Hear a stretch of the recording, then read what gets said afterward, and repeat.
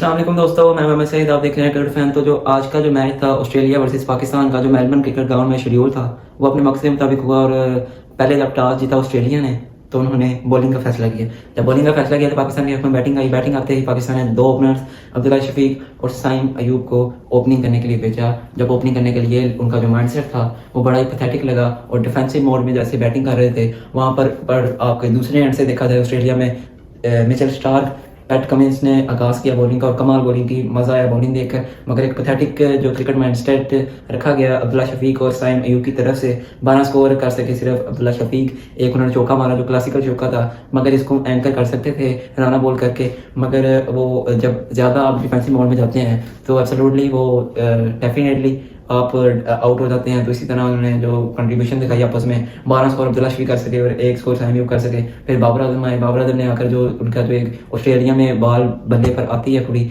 और वही उनकी जो कंट्रीब्यूशन हुई, और 37 रन कर सके। 44 बॉलों में 4 चौके मारे, 84 का स्ट्राइक रेट था। मोहम्मद रिजवान ने कैप्टन ने नहीं खेली, मगर इसको थोड़ा आगे लेकर जा सकते थे, मगर वो इतना ज़्यादा अच्छा चार्ज ना कर सके। उन्होंने 2 चौके 1 छक्का लगाकर 44 रन की इनिंग खेली, मगर जहाँ से एक एंड से विकेटें गिर रही थी ये बचा रहे थे, और जो पार्टनरशिप है, अपनी जो कंट्रीब्यूशन है वो कर रहे थे। और लेकिन पाकिस्तान का जो प्लान है वो पूरी तरह एग्जीक्यूट नहीं हो सका। फिर कामरान गुलाम आए। कामरान गुलाम ने भी वो थोड़ा सा अनप्रोफेशनलिज्म का मुजाहिरा किया, और 5 स्कोर करके 1 चौका मारा, फिर वो भी आउट हो गए। सलमान अली आ गए, काफ़ी डिफेंसिव खेल रहे थे, 29 गेंदों पे 12 स्कोर और 1 चौका मारकर वो भी आउट हो गए। आपकी अगर बात कर ली जाए इरफान खान न्याजी की, 22 स्कोर उन्होंने किया, वो भी रन बॉल कर रहे थे, और जो कंट्रीब्यूशन था पार्टनरशिप का वो भी कर रहे थे। उसके बाद शाहीन शाह अफरीदी और नसीम शाह की बात की जाए तो तारीफ करनी चाहिए उनकी, जिस तरह वो स्कोर को आगे ले गए।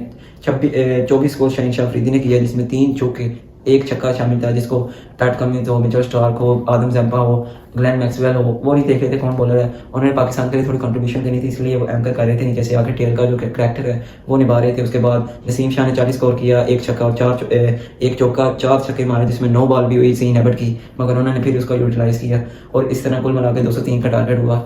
अगर अब लोग गुड मॉर्निंग, तो सबसे पहले लोगों को, क्रिकेट फैंस को जो अभी सो के उठे हैं, उनका लिए एक गिफ्ट है पाकिस्तान क्रिकेट की जाने से 203 रन का हदफ। मैं तो ये एक्सपेक्ट कर रहा था कि 170 तक टारगेट होगा, जिस तरह अर्ली ऑन 2 विकेट्स पाकिस्तान की गिर गई अब्दुल्ला शफीक और साइम अयूब की।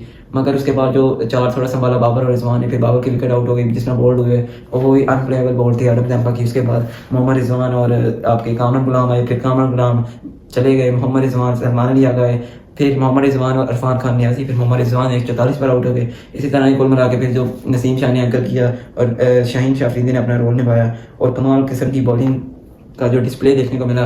2 खिलाड़ी जो पैट कमिंस ने आउट किए, 3 मिचेल स्टार्क ने आउट किए। आदम जम्पा पाकिस्तान का कोई स्पिनर नहीं है, 4 फास्ट बॉलर के साथ गया है। तो पार्ट टाइम तो आके कह सकते हैं फिर आके कि सलमान अली का ही बॉल डाल सकते हैं। अब देखना यह है कि मेरे ख्याल से सलमान अली को यूज़ करेंगे, साथ साइम अयूब जो है अपना इम्पैक्ट डाल सकते हैं। मानस लाबिचेर ने भी 1 विकेट ली, स्पिनिंग कंडीशन में भी वो नहीं है, फिर भी वो देखने ऐसा इम्पैक्ट डाल रहे हैं। तो पाकिस्तान की मायूस कुन कारकर्दगी है। जो पहला ओडीआई मैच था, पाकिस्तान ने ऑस्ट्रेलिया को 203 रन का हदफ दिया है, और आज फ़ख्र की याद आई होगी पाकिस्तान टीम को कि जिस तरह वो आके शुरू में अर्ली ऑनी स्कोर को किस तरह अग्रेसिव माइंडसेट को सहारा लेते हुए किस तरह पहुंचा देते हैं। आज मेरे मुताबिक ये सोच मेरी पहले थी, लेकिन आज आपको भी आई होगी।